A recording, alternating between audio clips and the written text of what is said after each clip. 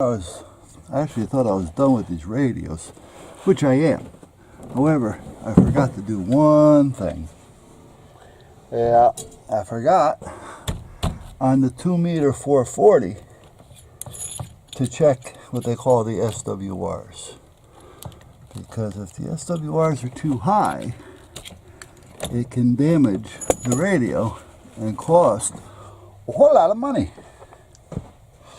Now they have what they call SWR meters that you can put in line. However, sometimes they're not right on the money. I mean, they're good. I'm not going to say they're not. But sometimes they could be a pain in the ass because if the SWRs are too high, what happens is it can blow the radio while you're testing it. So this is an antenna analyzer. This is made by Rig Expert. There's a number of them out there. Comet makes one. MFJ, my favorite company, makes one. Rig makes one, and there's a couple of other little Chinese companies out there that also make them, which I'll be using one of those in a minute. But I don't have to hook anything up other than this. Now, if I can get this somehow so you might be able to see what the hell I'm doing, it may help without it shining in the sun. Alright. So what I'm going to do is I got to check. So I'm on SWR meter. So if I hit OK, what it does is it sends a signal to the antenna. And once it does that, it tells me, in this case, as you can see it, it's telling me I have a 1.4543, and that's at 14600 megahertz. So that's a good SWR for me. I'm happy with that. Anything like I would say 1718, I deal with it. Once it starts going over that, I begin to get a little uncomfortable. If it starts to go into the red, I'm not going to use it at all. And if it starts getting a little over that 2 or close to the 2, I'll keep my transmissions short. Okay, so meanwhile, we're at well, depending, but somewhere around 14.5. So let's cancel that. Cancel. And I'm going to stay there, but I want to change the frequency. I want to go to a different frequency. So let's hit F, and let's see if I can move this up a bit. There we go. I'm going to take it to about 147.2. That's fine. Okay. Okay, now at 147, I'm a little high. I'm a 1.9. Now that's where I'm starting to feel a little uncomfortable. Okay. Now the antenna is adjustable somewhat, so I can take care of that. So now let's cancel that. Let's go back. And let's go back into frequency, because I actually want to jump up. Well, I can't go that high on this one, so hold on a minute. We're going to turn this one off. Now, when I bought this one, I'm kind of pissed off at myself. I made a small mistake. They make a lower one, and another one is higher actually, and they also make one that goes up to 600. Well, my radios, my 2 meters, as anybody else's 2 meters, will go to 148. 149 up to 174. Well, when I bought this meter here, this one here, this antenna analyzer, it goes up to 230. Now, it was kind of a dollar thing, but at the same token, it was stupidity. Because when I'm looking at it, it was like 500 bucks. And I said, well, I don't know. But then if I bought the next one up, which went up to 600, which would have done everything I needed to do, it was 600 bucks. So for $100 more, I could have bought one that did 3 times the amount. And that's why I was kind of pissed off at myself. So, after that, now I got to remember how this one turns on. If the battery's not dead on me. So after that, I started looking around. I want to check the 440. The 440 should be okay. But after I started checking around the internet, I said, I really don't want to spend that kind of money again.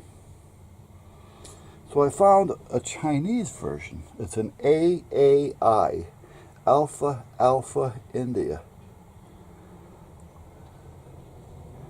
And it's, the model number is an N November 1201 Sierra Alpha. And it was under 200 bucks.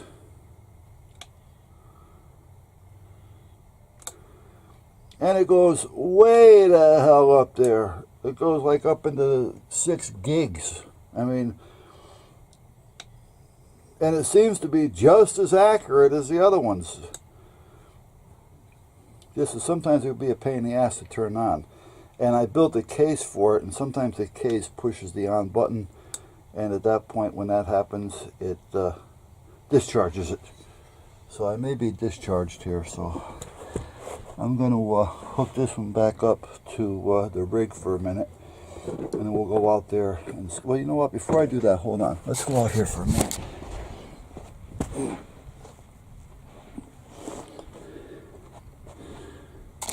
Okay, I took the wife's old Subaru today over to a friend of ours. Okay, see, it's got the little right here. Well, this will adjust up and down as this will as well.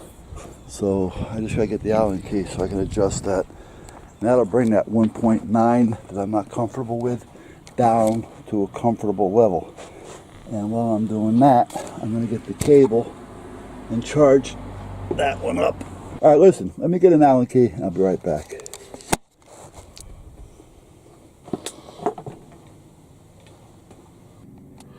All right, so meanwhile, I went out there and I just adjusted the antenna real quick.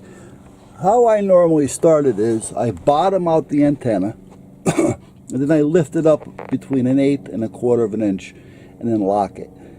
So that's what I had done. Now this antenna has 3 different types of adjustments because it's a dual bander. So we have the bottom adjustment. Okay, so meanwhile, back at the ranch, here's what I did. This antenna has a couple adjustments. It has this one, and that one, because it's a dual band antenna.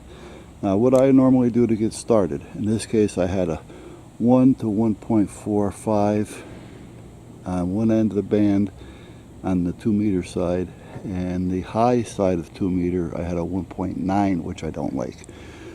So I came out here and I usually loosen this up, bottom it out, and then I bring it up about 1/8 to 1/4 of an inch and lock it somewhere in 1/8 to 1/4 or in between. Lock it. Same thing there. I lifted that, let it bottom out, brought it up 1/8, dropped this one down in, brought it up about 1/8, and locked them all in at 1/8. Now that's a good start point. So with that being done, let's see what it did for us so far. So let's turn this on.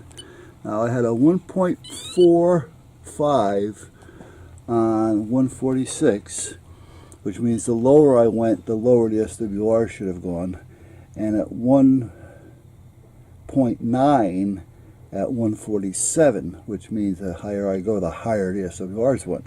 So I want to try to get it kind of even across the board. And usually that little adjustment will kind of do what it has to do. So let's see what happens here. Okay, so I'm on 145, which is really low, and I'm at 1.55, which is happy. Like I say, you know, 1.5, I have no problem with that at all. So now let's take it and cancel that. And let's go up a little bit in frequency here to 140. Let's take it up to 147, 148, where we were before. Hit the OK button. and we got a 1.3. So that's perfect right where it is. I'm not going to even worry about it. So like I say, just by lifting those up off the bottom it out, lift it up about 1/8 of an inch or so, lock it in, and you should always fall within a safe zone. But again, you always want to check it. But until you get a way of checking it, that's a good place to start. All right, now the 440 side I can't do with this particular meter, or this antenna analyzer. So I got to shut this down, and I'm waiting for the other one to charge. It's on charge as we speak. So I'm going to put this back in the box once I find the box. What do I do with the box?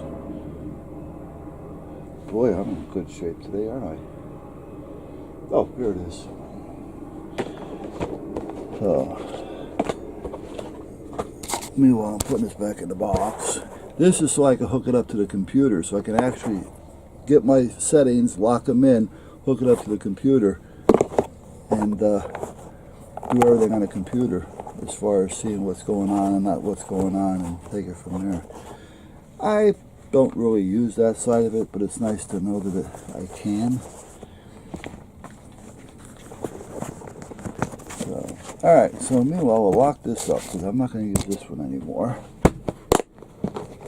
This is the Rig Expert AA230, Alpha 230. That's what that is. Now, as soon as the other one charges up, I'll be able to check the 400 megahertz.